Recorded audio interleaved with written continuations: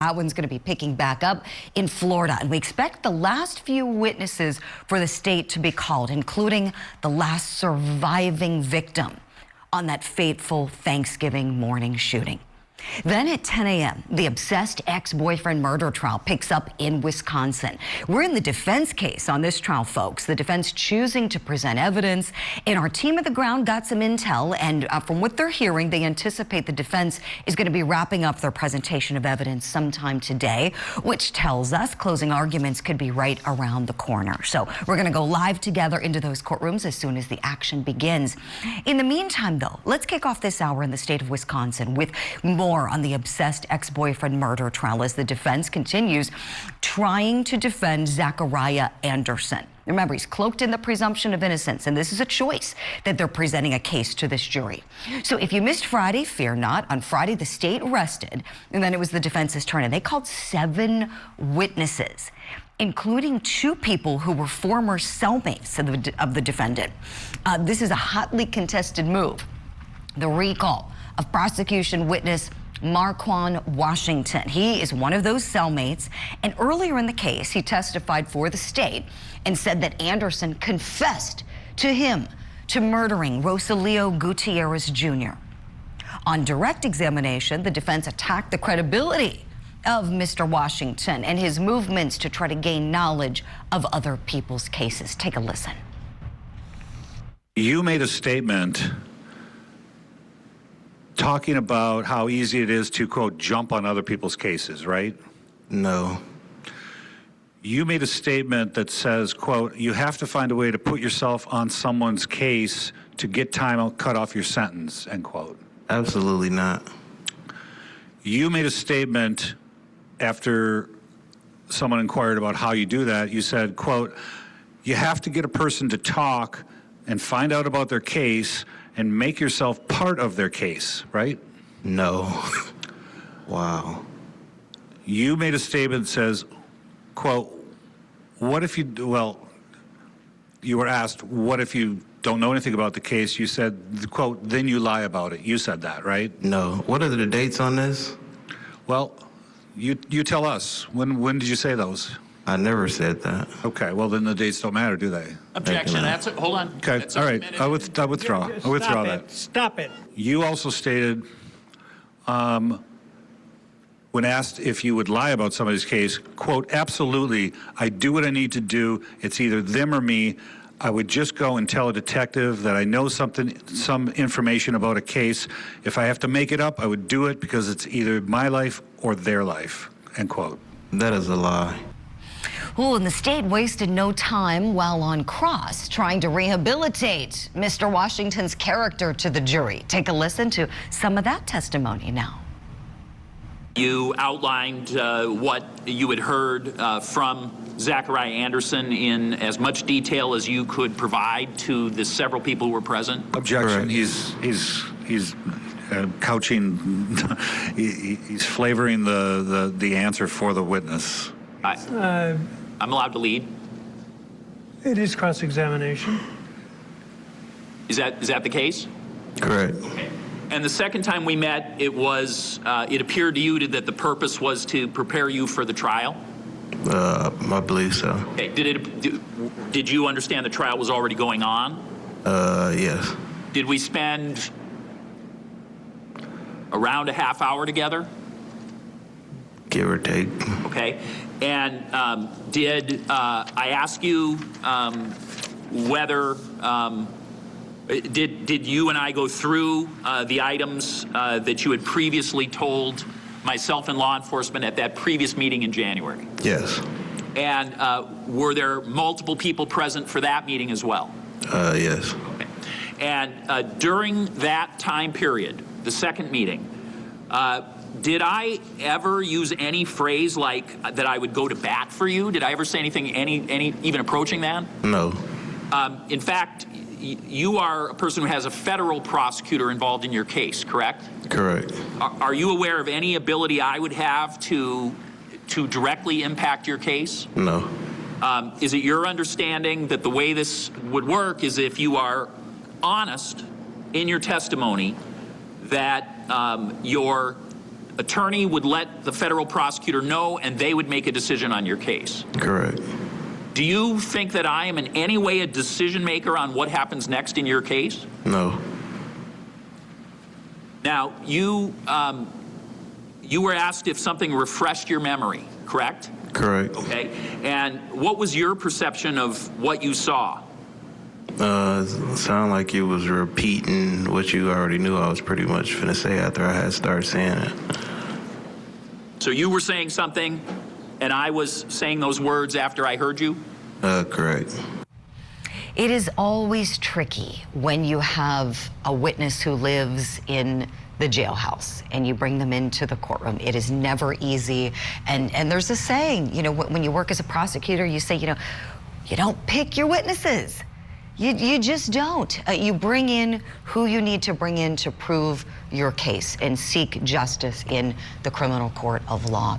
I have two great guests who are joining me this morning on the program. Let me bring them in now. In Monroe, North Carolina, forensic criminologist Dr. Laura Pettler, and in Minneapolis, Minnesota, criminal defense attorney and former prosecutor Joe Tamburino. Good morning to you both. Thanks so much for being on the show today. I was just telling our viewers in Facebook land, they've got to tune in this morning because I want to pick your brains, and this is going to be good. So the obsessed ex-boyfriend murder trial. This is a tricky one because we don't have a body, but we do have lots of other really interesting evidence. Dr. Laura Pettler, let me begin with you in terms of what is the most damaging. For instance, if you were working this case and you've got experience working as a DA's office investigator, you've helped prosecutors put together cases.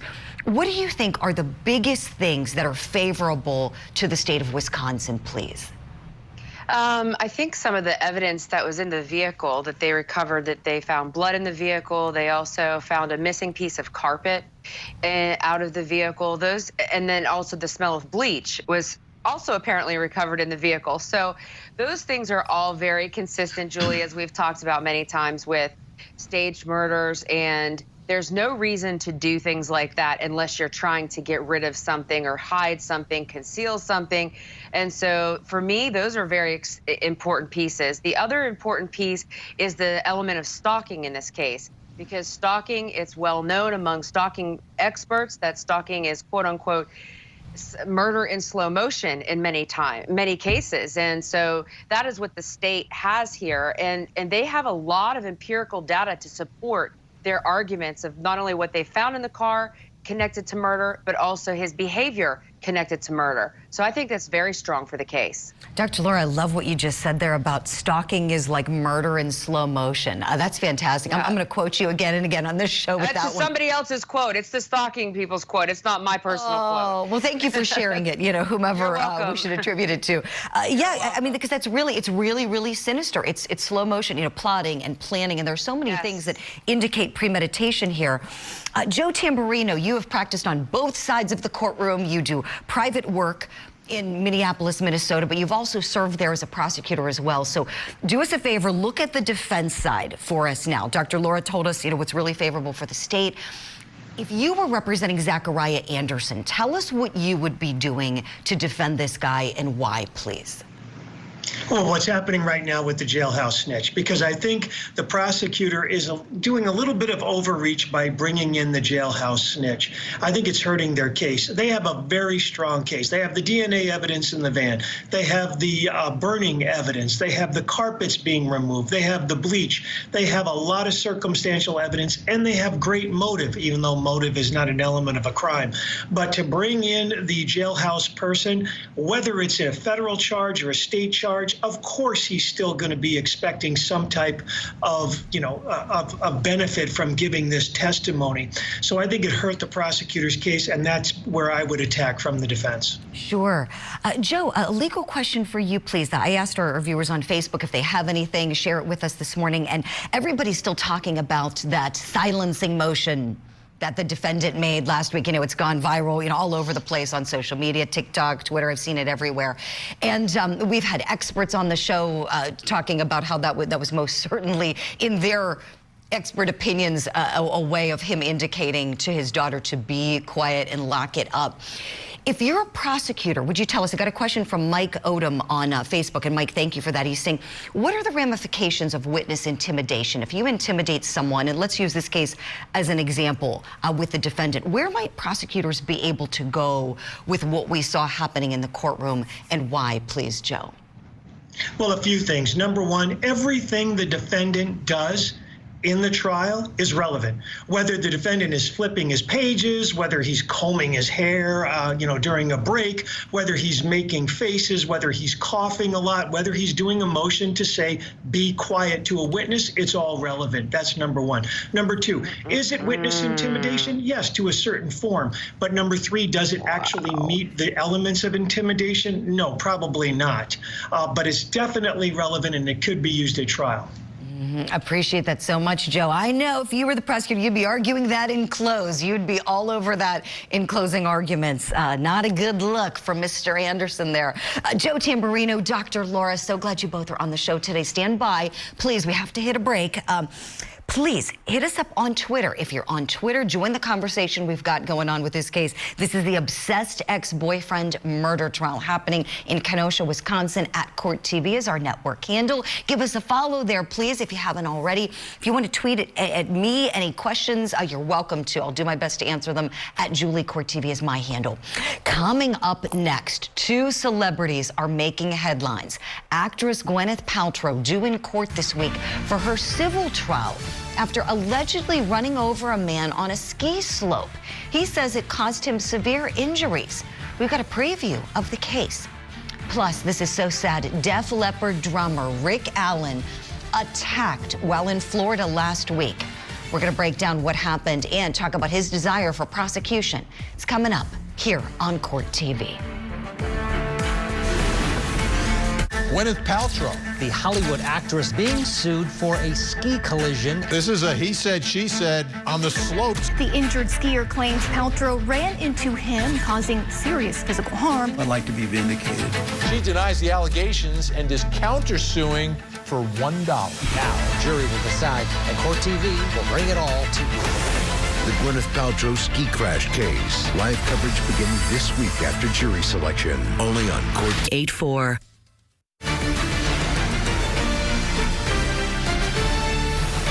Very good Monday morning to you. Thanks so much for being with us here on Court TV Live. I'm Julie Grant. So our next big live trial we're bringing you will be the pending civil case between a retired optometrist and actress Gwyneth Paltrow. Paltrow is being sued. She's being accused of running over a guy on a ski slope, the bunny slope if we want to be exact, causing him to suffer broken ribs and a brain injury. But she's now countersuing him, saying that he was the one who collided into her. For more on this he said, she said ski collision case, here's Court TV anchor Ted Rollins. Deer Valley Resort is located in Park City, Utah. Its breathtaking views, spas, and mountainside restaurants are a draw for visitors looking for the ultimate getaway. It was a ski destination for Gwyneth Paltrow, the A-list actress whose movie credits include Shakespeare in Love. Who is she? Dream on, Will. I heard you were a poet. I was a poet till now. And Iron Man. I'm sorry I'm late. What is that? You're wearing this in the house now? On February 26, 2016, Paltrow, who was on vacation with her family, was involved in a ski accident at Deer Valley that is now the basis of a multi-million-dollar lawsuit. Retired optometrist Dr. Terry Sanderson spoke at a 2019 press conference and described the moment that he says he heard a hysterical scream just before Gwyneth Paltrow allegedly crashed into him on the beginner run called the Bandana. Just absolutely like King Kong came out of the jungle or something. It's just like, and then it was just instantaneous. I got hit in my back. It felt like right about shoulder blades. It's your duty to hang around and render aid, even if you didn't cause it. Now, she caused it. But you have a duty to stop, render aid, help, report. My brain felt like I'd been injected with Novocaine. I don't know how else to describe it. It was just numb. Nothing was making sense. Dr. Sanderson alleges in his complaint that Paltrow was negligent. After knocking him down, she got up, turned around, and skied away, leaving Sanderson stunned, lying in the snow, and seriously injured. I'd like to be vindicated. I'd like the truth to be told. Gwyneth Paltrow has countersued with her own lawsuit claiming Sanderson hit her. But because her injuries were relatively minor, she's seeking only symbolic damages in the amount of $1, plus costs and attorney fees. I would continue to encourage the parties to talk about settlement. The judge and the attorneys have met several times in pretrial conferences to litigate motions, but any agreement to settle the case does not appear imminent. It's widely known in the community that my middle name is Reasonable. So, you know, Mr. Owens can contact Bob Reasonable Sykes anytime. The response from Gwyneth Paltrow's attorney. I have nothing to say. For now, it looks like Dr. Sanderson and Gwyneth Paltrow will clash again, but this time in a Utah courtroom. All right, that was Ted Rollins reporting there. Now, this is all set to take place this week. A jury of 8 people plus 2 alternate jurors has been seated. Opening statements set to begin tomorrow. Our Court TV team is there setting up. We're going to be broadcasting this one for you live. Let me bring back in my guests, forensic criminologist Dr. Laura Pettler and attorney Joe Tamburino on the show today. Dr. Laura, I want to tap into your investigative experience, and I know you work in the true crime world. You know, that's primarily the work that you do, but you certainly understand investigations and putting them together, whether it's a civil case or a criminal case. In this one, I keep thinking about how I bet both sides has a team of private investigators looking into this and what really happened. Would you kind of give us an idea of what you think may be going on behind the scenes for these two parties? Sure, Julie. So yes, I think that it's very common, and obviously in criminal cases with the police, but also in civil cases, that they use private teams of private investigators that sometimes are just generalists or that are particularly skilled in particular items, you know, in types of investigation. And then they go out and they find witnesses. They try to explain different questions and answer questions that the attorneys might have. They also like to dig up information on the opposing parties to see what might be able to be relevant and admissible into court, because it's very different in civil cases than it is in criminal cases. And some things that won't come in a criminal case do come in a civil case. And so I would expect that both teams have probably large teams of investigators on both sides doing all kinds of witness locates, background investigations, and everything else they can do to gain knowledge to present their case that, you know, could undermine the other side. Very common. Sure, appreciate it, Dr. Laura. Joe Tamburino, tell me, I think one big thing everybody is talking about is the fact that Gwyneth Paltrow is a huge celebrity. She's an A-list actress. She has a huge following of supporters who love her and the work that she's done, and she's very popular on social media. Tell me, how do you think this is her celebrity is gonna play in to this trial? Even though we know it shouldn't, how might it affect things in your opinion, please? Well, celebrity always factors into a trial. Whenever you have someone who is a celebrity, it is front and center in every case. Now, this is a civil case, so it's basically preponderance of the evidence. That's the burden of proof. It's not beyond a reasonable doubt. But what you were just talking with the doctor about of gathering evidence is very important. And I think the most important piece of evidence in this case is going to be testimony from Mr. Christensen, who is the ski park or ski employee, who says that, in fact, it was Mr. Sanderson who actually hit Ms. Paltrow. I think he's going to be a very important witness. And it's basically going to come down to this. When you ski, skiing inherently has some dangers. You could get injured. So it's going to be whether or not Ms. Paltrow was so negligent in whatever she did. And of course, she's a celebrity. She's got good background. She seems to have had no bad marks on her character throughout the years. So I think she's going to come across really well. I think it's an uphill battle for the plaintiff. Appreciate it, Joe. Let's take a look at the law, and this pertains to skiers and you know what might just be inherently the risks involved. You know, ski area operators are not responsible for injuries due to the inherent risks of skiing. The inherent risks of skiing include changing weather, any snow conditions or surface and below the snow conditions, impact with lift towers, collisions with other skiers, ski racing.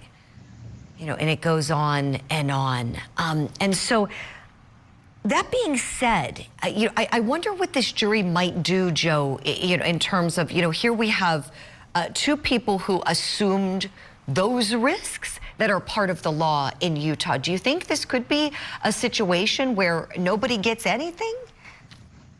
Yes, it could be. And we already know that Ms. Paltrow, in her lawsuit, she's not seeking any money for any type of compensation. She just wants to recover her costs. When you get into a situation like skiing, like many other things, when you play hockey, when you play certain sports, of course, there's an inherent danger when you do that, and you assume the risks. Now, you don't assume all of the risks, of course. You could have a situation where you have a skier who basically is completely negligent, doesn't care about what he or she is doing, is reckless and runs into someone. Could you have a lawsuit there? Of course you could. But overall, these things happen. Skiers run into each other, people fall, people get injured. It's just part of what could happen on a ski slope. Appreciate it, Joe Tamburino, Dr. Laura Pettler, thank you both kindly. Stand by, please. We're going to switch gears. I have to hit a break. And I want to let you know that the sentencing for the teenager who stabbed his classmate 114 times is set to begin tomorrow. Aiden Fucci pleaded guilty just before his trial was set to start last month. And now he's going to have to go before his victim's family and the judge. And he's faced with the possibility of life in prison. More on the case when we come back. Gwyneth Paltrow, The Hollywood actress being sued for a ski collision. This is a he said, she said on the slopes. The injured skier claims Paltrow ran into him, causing serious physical harm. I'd like to be vindicated. she denies the allegations and is countersuing for $1. Now, a jury will decide, and Court TV will bring it all to you. The Gwyneth Paltrow ski crash case. Live coverage beginning this week after jury selection. Only on Court. You'll be satisfied. Your Honor, on behalf of Aiden Fucci, we enter a change of plea at this time. Entering a guilty plea as charged. And this is a straight plea to the court. In other words, this is not a negotiated plea. Is that correct? Your Honor, we have presented several defense offers, and they've all been rejected by the state. So it would be a straight plea to the court? Yes, Your Honor.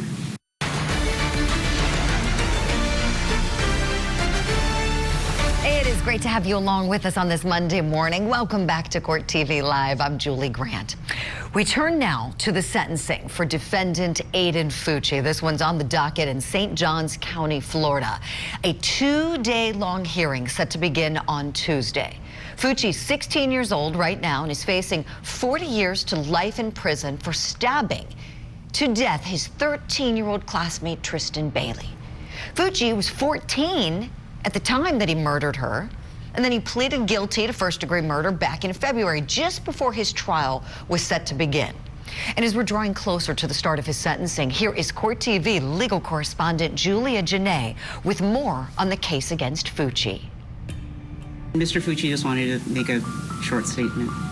I just want to say I plead out guilty. That I'm sorry for the Bailey family and my family. Okay. 16-year-old Aiden Fucci pleaded guilty to first-degree murder just before jury selection in his trial was set to begin in February. Fucci admitted to killing 13-year-old schoolmate Tristan Bailey, who was found stabbed to death 114 times. Is anyone forcing you or threatening you in any way to get you to do this? No, sir. Has anyone promised you anything in exchange for your plea?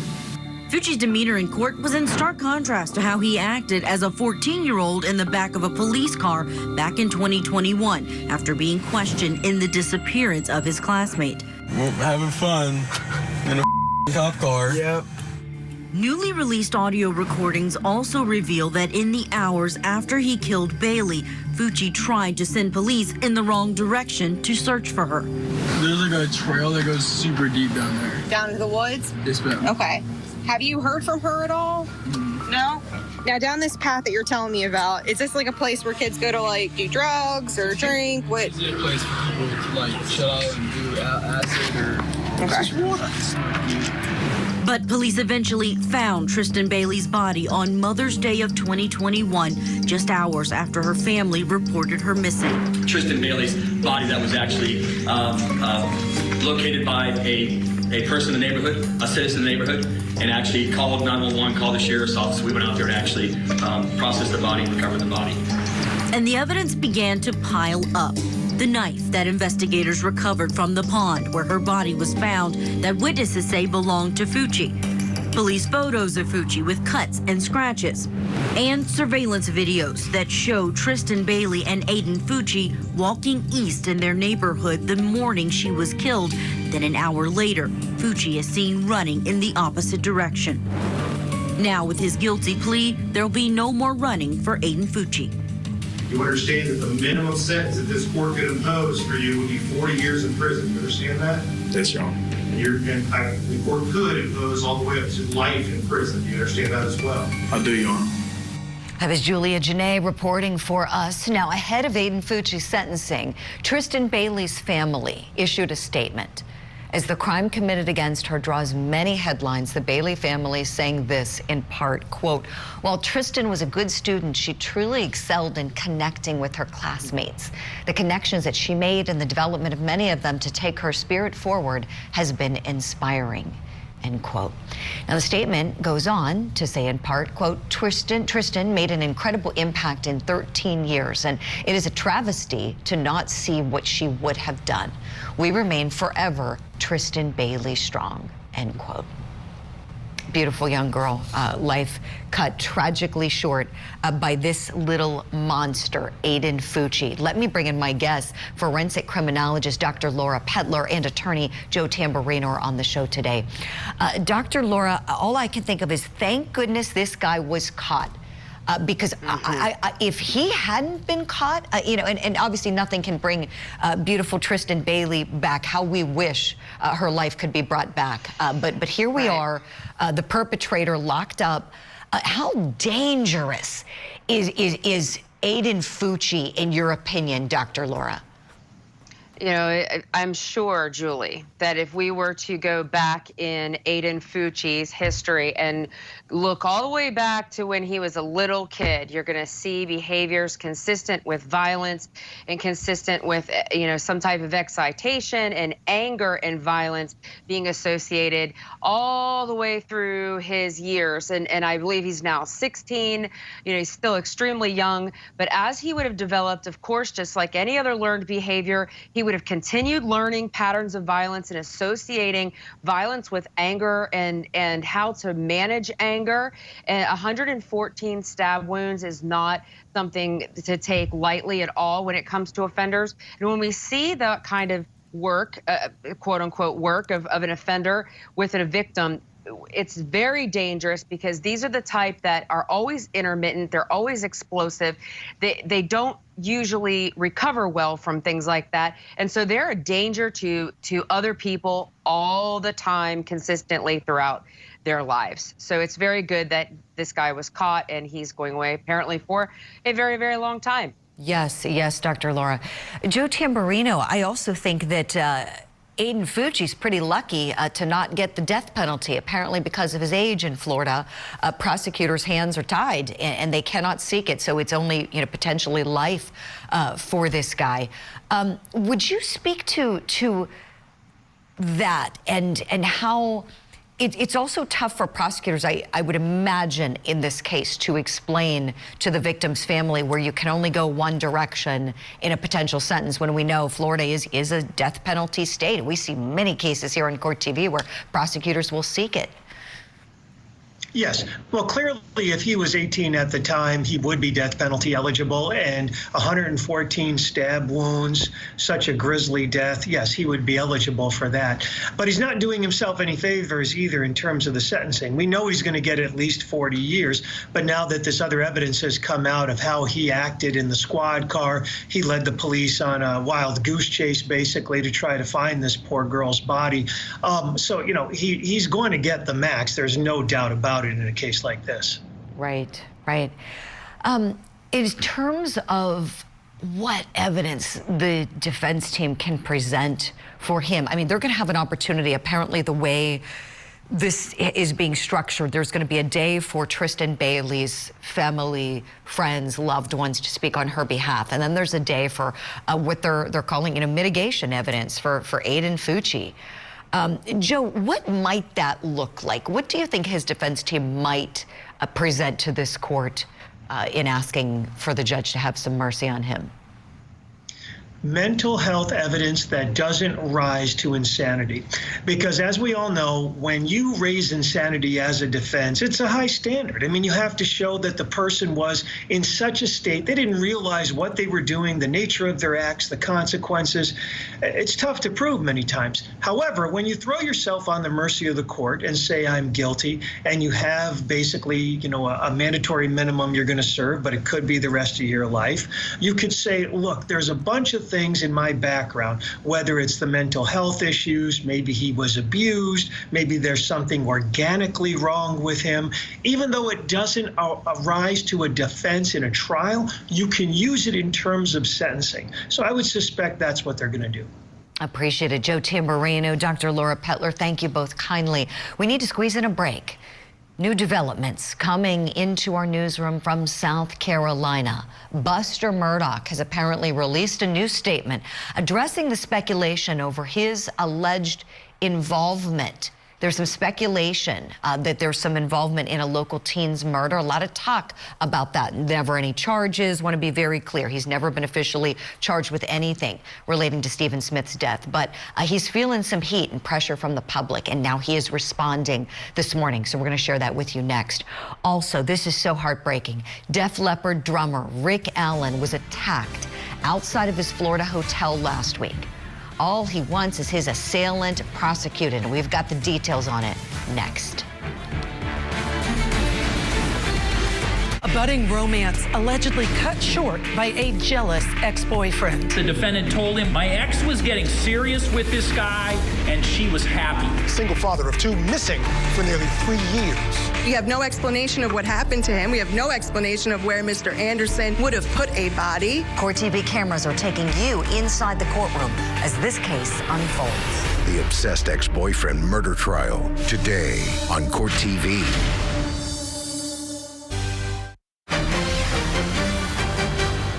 Breaking news coming into our Court TV newsroom. Buster Murdaugh is speaking out, asking to be left alone following his father's murder conviction. The surviving Murdaugh son is specifically asking the media to stop speculating about his involvement in the 2015 death of Stephen Smith. Buster's statement reads, quote, I've tried my best to ignore the vicious rumors about my involvement in Stephen Smith's tragic death that continue to be published in the media as I grieve over the brutal murders of my mother and brother. I love them so much and miss them terribly. I haven't spoken up until now because I want to live in private while I cope with their deaths and my father's incarceration. Before, during, and since my father's trial, I've been targeted and harassed by the media and followers of this story. This has gone on far too long. These baseless rumors of my involvement with Stephen and his death are false. I unequivocally deny any involvement in his death, and my heart goes out to the Smith family. I'm requesting that the media immediately stop publishing these defamatory comments and rumors about me, end quote. Several docuseries and articles have implied that Buster Murdaugh had a homosexual relationship with Stephen Smith before Smith was killed.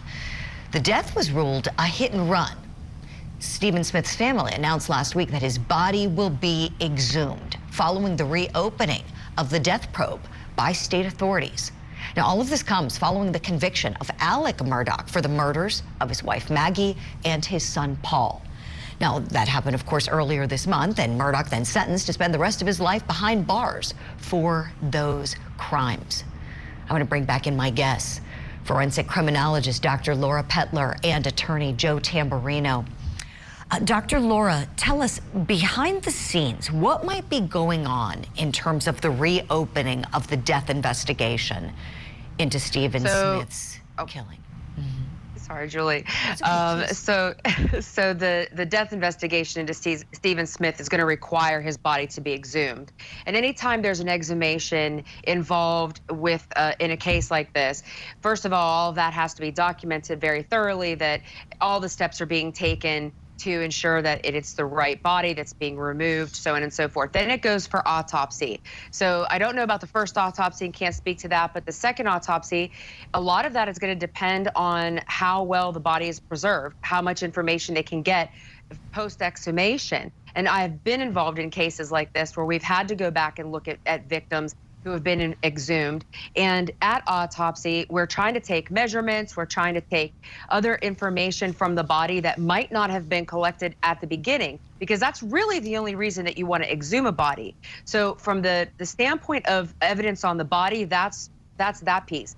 The other pieces are the multidisciplinary aspects of this investigation, primarily the victimology. The victimology is oftentimes, it leads to the smoking gun of who would want to potentially hurt the victim and why that person would need to be dead in order for an offender to benefit. So looking into the victimology and really building that up, that would be the core of my investigation. And then I would use everything else to plug in and compare to the victimology, using that as the litmus test. And that's really going to get to the manner of death. That's going to solve for manner of death. Was it an accident, or is there some kind of foul play involved? So it's quite complex, and it will take a long time if it's done properly. Well said, Dr. Laura. Thank you for that. Joe Tamburino, I would think investigators would want to talk to Alec Murdaugh about this. We know that he was one of the first people there at that crime scene, and why? Joe, what might that look like now that he's in state prison? You know, obviously going to continue fighting this case, continue with the appellate process, but how might that look if investigators want to talk to him? Well, I would imagine he's not going to talk. I mean, right now, you know, he's presumably going to serve the rest of his life in prison. He's doing his appeal, but I don't see a reason why he would talk. Perhaps to make sure that his son is not implicated in this, perhaps. But if he doesn't have any information on it, I don't see why he would talk. However, the situation with Buster, here's what I'm wondering about. Yes, there's a lot of speculation that these two kids knew each other, but so far we've received no evidence of that. There's been no social media evidence, texting, emailing, nothing like that. You know, the death happened in 2015. That wasn't that long ago. Of course, we had Facebook by then. Of course, we had many ways that young people communicate with each other. So we really don't even know if these. So I think a lot of information needs to come out on that issue. Appreciate it, Joe. We'll leave it there for now, but of course we're going to continue following any developments we hear in the death investigation to Stephen Smith's death. All right, we turn our attention now to some big news out of Florida. Def Leppard drummer Rick Allen was attacked while in Fort Lauderdale to perform with Motley Crue. He was reportedly standing near the valet section of the Four Seasons Hotel last week when he was hurt in an unprovoked attack. According to the police report, the defendant in the case was watching Allen from behind a pole as Allen was smoking a cigarette. And police say this guy then ran at Allen in a full run, knocking him backwards and causing him to hit his head on the ground. When a woman came to help Allen, the defendant then attacked her, hitting her multiple times. And then when she tried to escape from the defendant, he grabbed her by her hair, according to police, and dragged her to the sidewalk before taking off. Now, initially, of course, the victim's identity was redacted. There was a mention of an amputated arm that led many people to believe that Allen was the victim. Well, then Allen also then took to social media over the weekend to address the attack and thank his fans for his support. Rick Allen says in part, quote, "Thank you everyone for your overwhelming support. We are focusing on healing for everyone involved. We ask you to join us in our effort to move from confusion and shock to compassion and empathy. We understand this act of violence can be triggering for so many people. Together with love, we can all get through these difficult times, end quote. Now, the 19-year-old defendant who's accused of attacking Rick Allen and the other woman was arrested the same night this incident occurred. He was described by one 911 caller as, quote, very highly intoxicated. He's since been charged with abuse of the elderly or a disabled adult. So, of course, we're going to continue to keep you posted on his case as it continues moving through the court system. Let me bring in my guests and talk more about this. Criminal defense attorney Joe Tamburino and forensic criminologist Dr. Laura Pettler on the show today. This one just broke my heart when I saw it, and I know I wasn't the only one with a broken heart when this news came out. Rick Allen, what a remarkable musician. I mean, one of the greatest drummers in the world, as we know, lost his arm in a car accident back in the early 80s, and then through technology was able to continue drumming with Def Leppard, continue being a music icon, and standing there minding his own business, not bothering anybody. And he fits, two, protected classes here as well. His age and then his disability put him there. And then he is attacked by someone and hurts his head. We don't even know the extent of his injuries. Could be incredibly serious, but he wants this guy to be prosecuted. I hope prosecutors throw the book at whomever did this. Joe Tamburino, do you think these prosecutors will? Yes, I hope they do. I mean, Mr. Allen, a great drummer. I remember, I'm dating myself, but I was a big fan of Def Leppard, and in the 80s, a lot of metal rock. And, that was tragic over the Christmas holiday in 1985. I remember it when he got into that accident in England. It was terrible for him, but he rebounded. He came back, he started making music again, and he's a great drummer. But I think this is, indicative of the times we live in, where for some reason, street crime has just exploded over the last 3 years. And we've had police attrition rates that are too high. And for some reason, people just think that they could act this way on the street. So I hope the prosecution in Miami throws the book at this guy. And I hope this will also signal to many cities that we need to address street crime that's happening all the time in our cities. Yeah, very well said, Joe. You're absolutely right about that. This defendant's name is Max Hartley, Hartley. 19 years old, apparently is from Avon, Ohio. Don't know what he was doing in Fort Lauderdale. Dr. Laura, according to police, he was wreaking havoc there that night and hurting people. Is this going to be part of the investigation? The why? Why was this kid there? What was the purpose in hiding behind the pole, allegedly, and attacking people? Julie, for me, the hiding behind the pole is very, very interesting. And I think that was the first red flag to me that there was something wrong. So if he's hiding behind a pole and he's watching other people, the first thought that I had was that he was intoxicated on something. And then to just outwardly attack someone like that happens when people are intoxicated on something, when it can be some type of substance-induced psychosis or some kind of dissociative behavioral pattern where they don't understand what they're seeing, or they think they're seeing and hearing and hallucinating and deluding. That's very common with substance abuse. So I think that will be part of the core of why he was there and where did he get anything he might have been on. Appreciate it. Dr. Laura Pettler, Joe Tamburino, so great having you both on the show today. Thank you so much for all of your analysis. And if we learn any more details in the case involving drummer Rick Allen, of course, you're going to see them right here on Court TV Live. We wish him the best in his recovery. We're going to squeeze in a break, folks, as we're nearing the top of the hour. Testimony is about to get underway in the Ice Cream Man murder retrial. We'll take you live to Florida shortly. And when we come back, we're also gearing up for the civil case involving actress Gwyneth Paltrow.